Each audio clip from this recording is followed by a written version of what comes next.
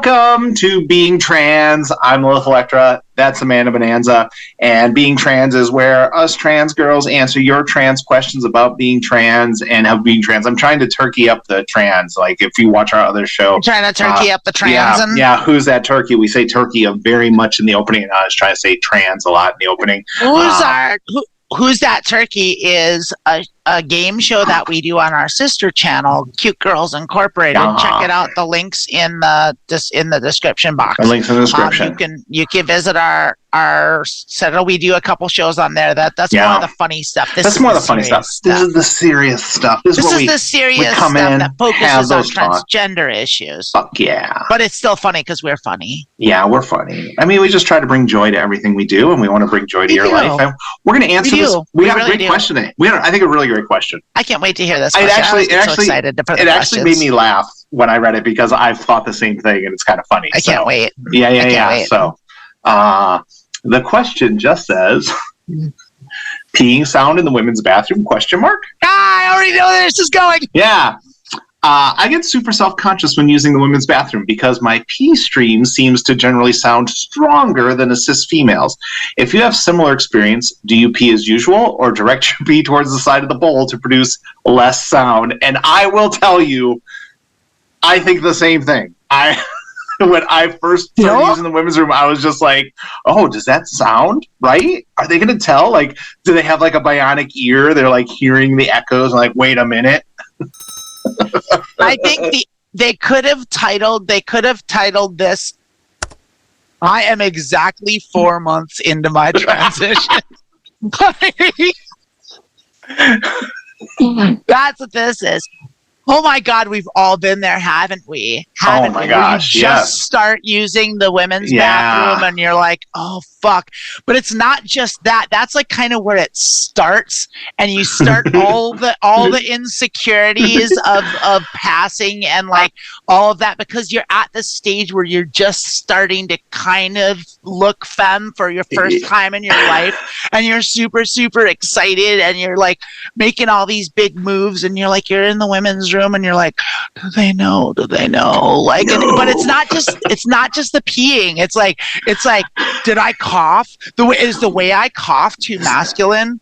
Yeah. Am I holding the steering wheel too masculine? Yeah. Am I holding the steering wheel like a boy? Like, it's all these ridiculous, do I put my pants on wrong? It's all this little stuff, and you scrutinize every single thing you do because you're so hyper concerned about it because it's a big deal, and you get past that. Yeah. You realize after a while that here's what you realize. No one gives a shit about any of that stuff. You are the only one scrutinizing you. No one fucking listens to anyone pee in the bathroom. No one's paying. You know what every woman's doing in the bathroom is like, fuck, I do have to fart. Do I wait till she goes or do I just let it rip? I always feel like it'd be so unfair. Like, first of all, I have to worry about the pitch of my voice. Now I have to worry about the pitch of my pee hitting the side pitch of your urine. Yeah. I was like, my one tip is like, make sure you're sitting down. Like, the dead giveaway is if you're standing. Oh, don't fucking stand in the ladies' room. Don't fucking.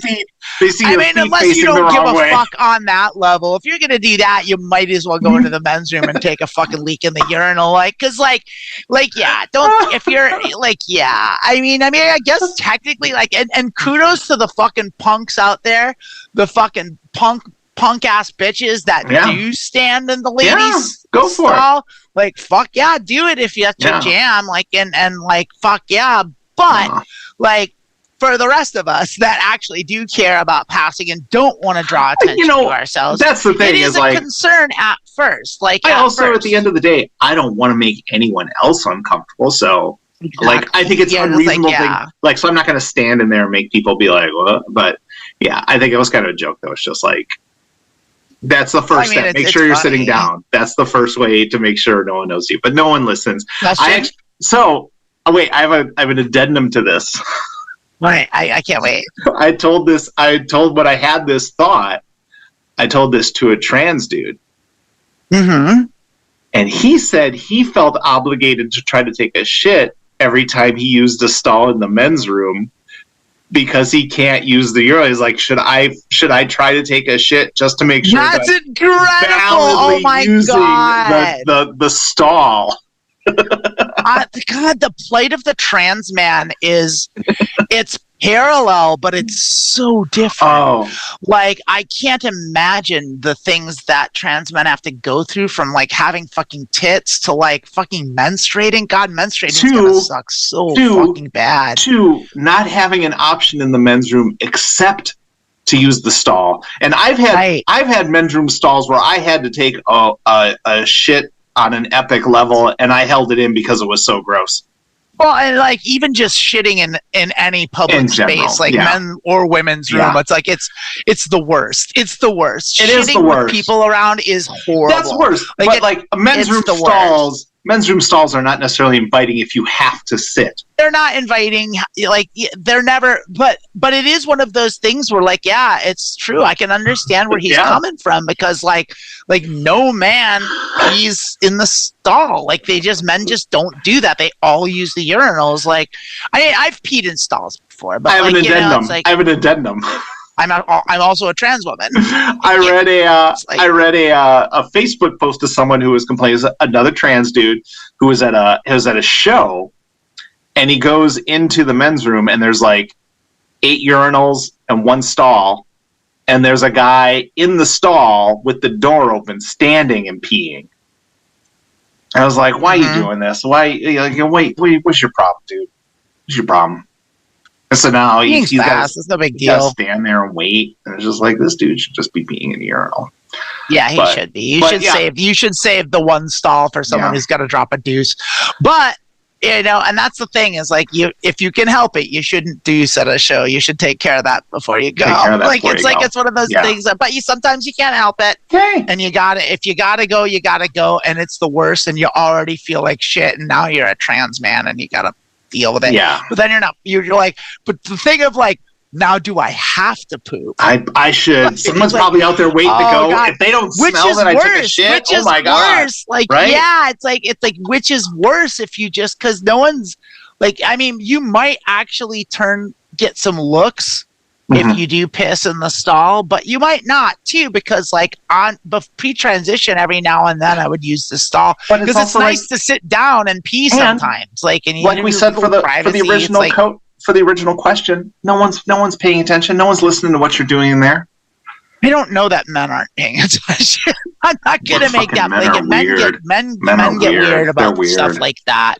Yeah. Like, women aren't paying attention. Women aren't paying attention at all. Like, they don't give a shit. And and the thing is like, there isn't any real difference. Like, because I'm trans, of course, I've scrutinized the urine flows of other women. You got like a little book where you're writing it down. Like a wine journal. I go, making notes. I mean, I didn't take it to that extreme, but like, what I would do is I would pay attention just to know, like, and it's like, okay. And like, guess what? Every woman pees differently. Like, that's like, some are loud as fuck, like they're cooking fucking popcorn chicken, and others are just like on the edge, like, just nothing at all. So it's like it sometimes, and there's some are short, some are long, some are loud, some are quiet. Like, so it doesn't matter. It absolutely has it's no thing. And even if it was, it also wouldn't matter, because no one's paying attention. Like, when you're in everyone, like, I mean, for the most part, I mean, I did have one bad experience in a women's room one time, but that was like really early on in my transition, and it was the one time, and that was it, and it was over, and that was it. It's like, no one's ever looking at you weird, no one's ever paying attention, none of that matters. It's and I one thing that I really liked is that when you like start accepting the fact that you're the only one scrutinizing yourself, you're free to like, I've said this when we first started doing the podcast, years ago. It was just like, your makeup, how you do your clothes, you just do it however fuck feels good for you. And, you do get there eventually, like, is the thing, but it does take time. It takes time, because you do have to learn how to be the feminine version of yourself, and you do have to unlearn habits and learn. I'm going to just say, you don't have to. You don't. You do what you want. You do what you want. But if you want to pass, like, is what I'm saying. Like, which and I know that, like, okay, disclaimer, like passing is not for everybody. Not everybody wants to pass, so not everybody, you definitely don't have to pass. But I'd say it's fair to say also that the vast majority of trans people do want to pass, if for no other reason, like vanity aside. It's easier to be left alone if you pass. Right. Yeah. Just to avoid any fucking bullshit. Like, because like when you pass, what you do is you don't have to answer stupid questions and you don't get weird looks. And that's what I think a lot of trans people just want to just be left the fuck alone and let us live our lives. Now, if that wasn't a thing and society could just fucking get over it, then of course all that shit's out the window. I mean, I would love to just fucking be openly like trans and do that all the time, and I'm not in any way ashamed of it. I don't hide it, but I also don't advertise it. And the reason for that is not because I'm afraid and not because I'm ashamed, but because I don't want to have that conversation everywhere I go. Yeah. Like, I just don't want to, and I don't want to deal with those people. I just want to like buy my tomatoes or like whatever it is. Buy my tomatoes. I just want to buy my tomatoes. Look, like, come on. I just want to pump my fucking gas. Leave me the fuck alone. You know, it's like, and that's it, and that's all it is. Like, and you know, I mean, for me, there's a vanity aspect as well. I think that I mean, trans or cis, I think every woman wants to be fucking hot. Like, I mean, that's a part of it, right? Like, I mean, it's surely a part of it for me. Yeah. And like, I strive to be as attractive and as beautiful as I can be in all things. You're succeeding. I do all right. But like, you know, I'm not trying. That's not what this is about. And it's not like I'm not trying to be like that. Blah blah blah blah blah. No, I get it. Like, but, you know, like I have my own goals that just I want to be, you know, whatever. I don't even know what it is. Like, do I want to be hot? I don't like, obviously I think at the end of the day, everyone we want to be found attractive. Everyone wants to be hot. We want to be found attractive, but I don't necessarily need to be like supermodel hot. I just, you know, like, well, there's a difference between that kind of piece of trash that you really want to fuck, you know.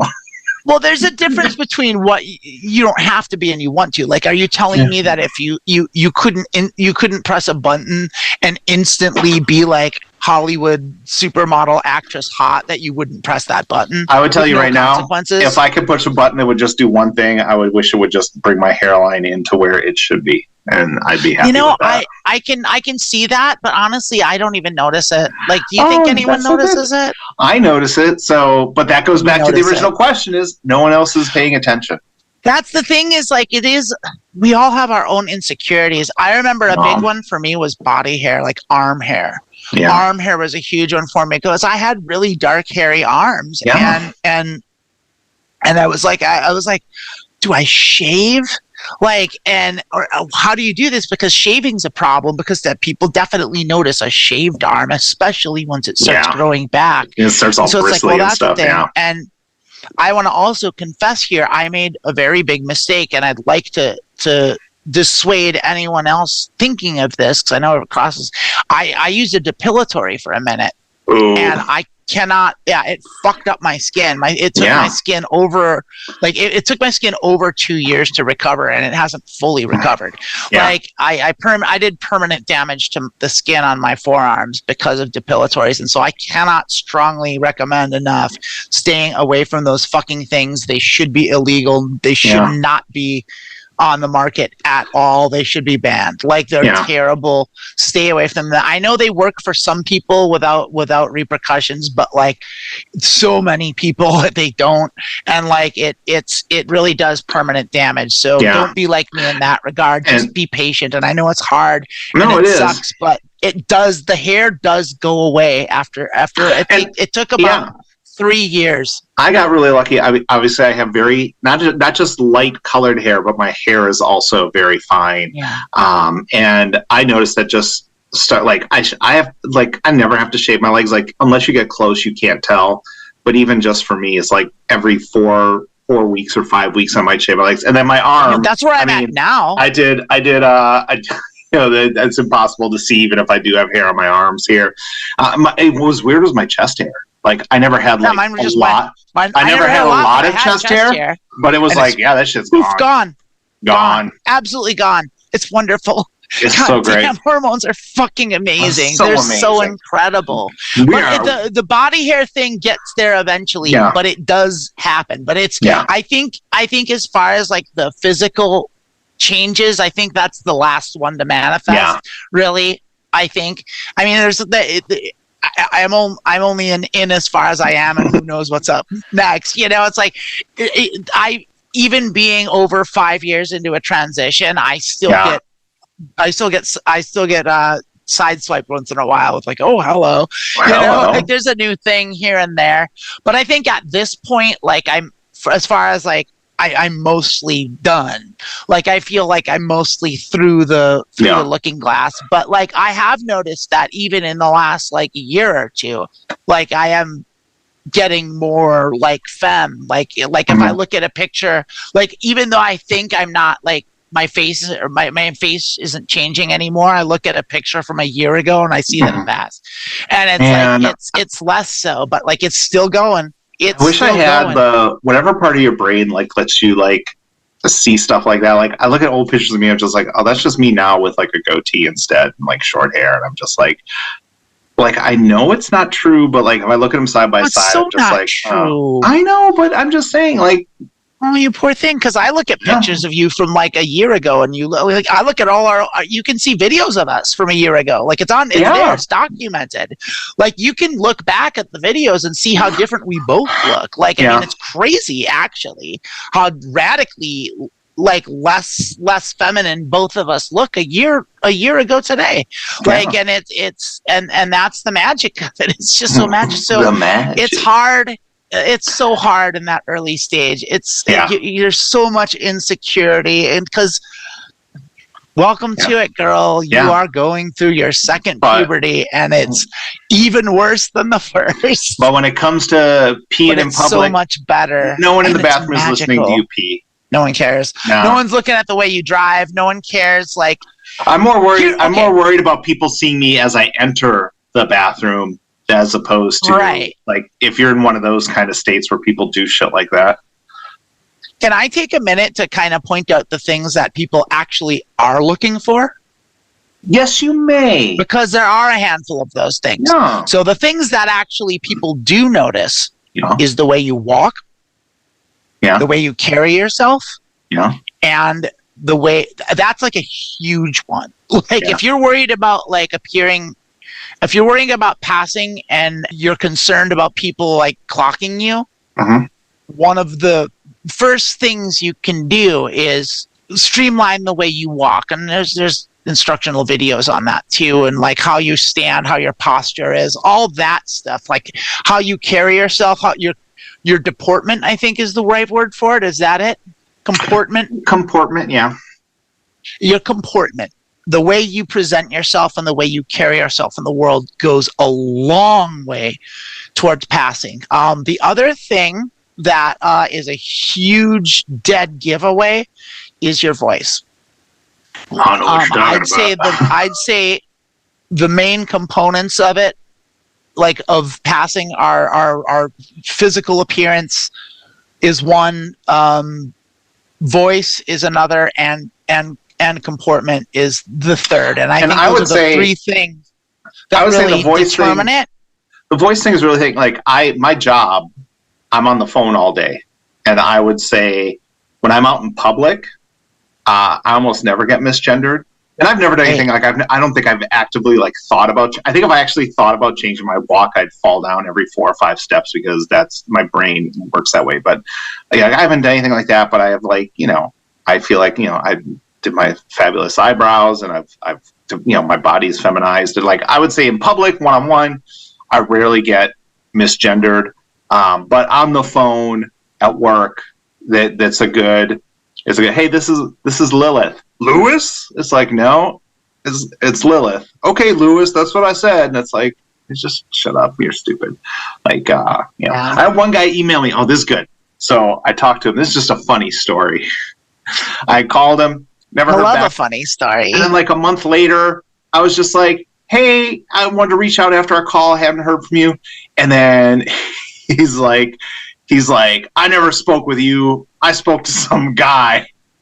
Because my it's from Lilith. It's got my picture on it. I just emailed him back. I was like, okay, well, if you need to move forward, if you have any questions, feel free to email me back. P.S. You and I did talk, and then I told him some of the stuff from my notes that I was like, yeah, you and I spoke. And it's just like, what's weird? Did he like, put 2 and 2 together? He never got back to me. One thing that's always weird to me is like, I don't mind if someone hears my voice and they go, they sir, and I go, ma'am. And they're like, oh, sorry. And then they go on, or it's the people who like double. That's when they insist. They like double and triple down on it. I'm like, I'm pretty sure I know who I am. Well, that's the funny thing about like transphobia and the whole gender critical position is it's so stupid on so many levels. But like the way it's especially stupid is that they're so like unaware that they never even stop to consider that you might know yourself better than they do as a stranger who just met you. Who just said hello to me on the phone 30 seconds ago. That's the thing is, a lot of them really do think that we just are confused. Like, that's like how crazy they are. Like, and it's just how ignorant can you be? It's just like, but like for a long time in human history, it was, I mean, I think the WHO, the World Health Organization, just switched like it from being a mental disorder to a physical disorder, like I think in the 60s. Well, I think you also have to realize maybe it wasn't that long ago. And like trans people aren't history. Trans people aren't the only people who suffer from gender dysphoria. I mean, why do you think Ron DeSantis wears 8-inch high heels to make himself as tall as a big boy? And J.K. Rowling's had like 4 more facial feminization surgeries than the 2 of us combined. So, people have gender dysphoria is a thing. It doesn't always come to the fact that maybe your full gender is not in alignment, but you might feel that like, I'm a woman, I don't feel like I look like a woman, I'm not as tall as a man, so what are these things that I can do to stop my gender dysphoria? Not everyone has gender dysphoria, not everyone who has gender dysphoria is trans, but yeah, like these people just like, yeah, I know everything about trans people because I don't know where they get their information. I saw a Fox News special that interviewed someone who detransitioned 10 years ago and is mad about it. Whatever. Fuck all that. But I mean, but that's the thing is like, because cis people get both gender dysphoria and gender euphoria, like just as bad as we do. Like, and in some cases more. Like, if you've ever known like a cis woman that's gotten a really bad haircut, and she's like, oh, I look like a boy, and she'll cry and she'll fucking break down and she'll have to like go to get it fixed. That's dysphoria. That's what that is. Or a man, conversely, like a man who like gets a really good looking, well-fitted suit and like how proud he is and how great he feels about himself. That's gender euphoria. That's what that is. And cis people have it too. And it's the same for everybody. And like when you're in the bathroom, no one cares. I was gonna say, I'm pretty sure we set our own personal record for straying from the point of the question on this answer. Yeah, but it's just such an adorable question. But it is. It's a great question, and brought it up because everyone like, it is goes through it. Everyone has that phase. Everyone goes through it. Yeah. Like that first. I mean, even just getting there is like to get the. We need to talk about the bathroom thing. Like, I'm sitting in the women's room. It's like, it's like, holy shit, like how scary it is to do that for the first time. And like, at what point do you cross over? Like, when do you make the conscious decision to switch? It's like, I can tell you exactly when I did it, and it was fucking terrible. Like, it was a terrible experience, and well, I'll save that for another time. But like, But holy moly, like there's so much little things like that. And you're just starting and you're in puberty and your hormones are changing and your body's changing and your brain's going crazy and you're having all these, you're just overwhelmed with sensations in every direction. And it's so magical and so wonderful and so scary and so crazy and so hard and so beautiful. Like it's all of it. It's I wouldn't give it up for nothing. Like I am so happy I got to experience that. What a magical time of anyone's life. And it's so specifically unique to transgender people. Yeah. We are the only people that know what that's like. And that is something else. That is something incredible. Probably the only people who have listened to the different tones of urine hitting the side of the bowl or the water. Right, I feel like there's maybe some turfs that do it. There maybe. Like, there's probably a handful of gender critical fucks that are like, that pee's not right. That pee's not right. Hey, what are you doing in here? Now they record their own pees and see how many decibels it hits, and they have like charts, and they're just like, like here's the average decibels of a woman to the bathroom with a meter. Pee coming out of a vagina before, as opposed to coming out of Yeah. Nuts to them. Don't worry about them. They're stupid. Welcome to the club. We've all been there, and you're... Honey, you're going to be just you're fine. Going to be great. Don't worry about your pee. Don't worry about your pee. Yeah. You don't have to worry about that anymore, ever again. We free you from that. All right. I think You've graduated. You've graduated to peeing. We've helped a lot of people on a lot of different topics today, not just the fact that no one's listening to you pee. And so if you have any comments, if you have a story about the first time you peed in the proper restroom, leave them in the comments. If you have a question, tell us your pee stories. Tell us your pee stories. I'd love to hear it about the first time you did. You know what? I'd be real honest. I don't recall the first time I peed, but I just do know, like, for me, it's like I've peed in every shitty for trans people state in the union, and it's just like that doesn't even bother me anymore. And the best part is a lot of times you get queer people like I had, like, the one time in South Carolina, I peed in the women's room in a Love's, and there was another queer person, like be 15 years old, and like a rainbow shirt. She just gave me like the nod, and I was like, "Fuck yeah, always feels fuck good yeah, too. We're doing whatever we want." Yeah, hell yeah. I y'all got are a quick beautiful. question for you before we wrap up, because I want to throw in. I can't let this go. This has to be longer, but I want to ask you.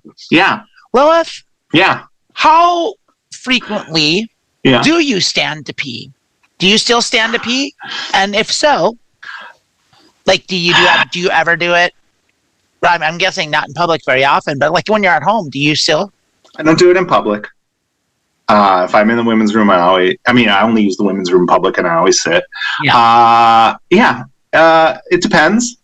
Like if I like if I'm working here and I'm like working through the day and I really got to go and I'm wearing a dress, I will just stand just for if it's speed's sake. Like I really got to go. Like I'll just go.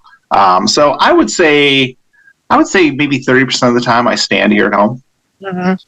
It doesn't bother, my dysphoria has never been tied to my genitals as strongly as it is for other people. And if it is for you, that's fine. Like everyone's different. Right. But I'm just curious, because I know how I am, and like it's like I almost always sit down, and there are the occasions when I don't, and that's when I'm in like a nasty ass fucking single occupancy gas station bathroom. It's like that.